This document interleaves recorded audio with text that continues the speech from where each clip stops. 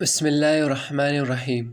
حضرت مولانا جلال الدین رومی رحمۃ اللہ علیہ فرماتے ہیں، ایک شخص مسجد میں نماز ادا کرنے کے لیے اندھیری رات میں گھر سے نکلا۔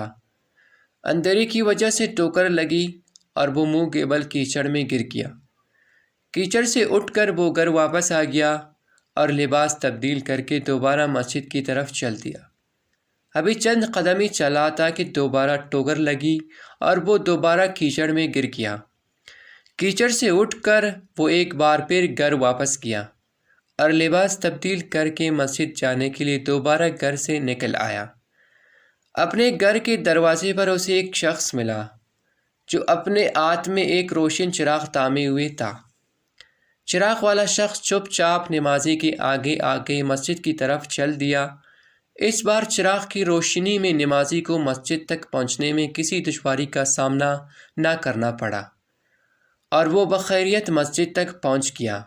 مسجد کے دروازے پر پہنچ کر چراغ والا شخص رک گیا۔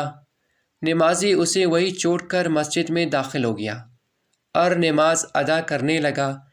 نماز سے فارغ ہو کر وہ مسجد سے باہر آیا تو اس نے دیکھا کہ چراغ والا شخص اس کا منتظر ہے تاکہ اسے دوبارہ چراغ کی روشنی میں گھر تک چھوڑ آئے۔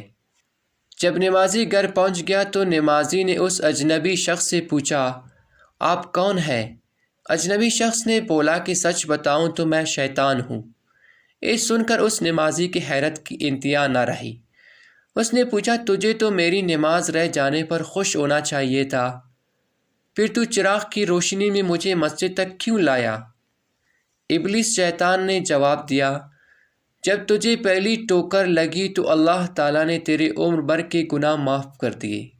جب تجھے دوسری ٹھوکر لگی تو اللہ تعالیٰ نے تیرے سارے خاندان کو بخش دیا۔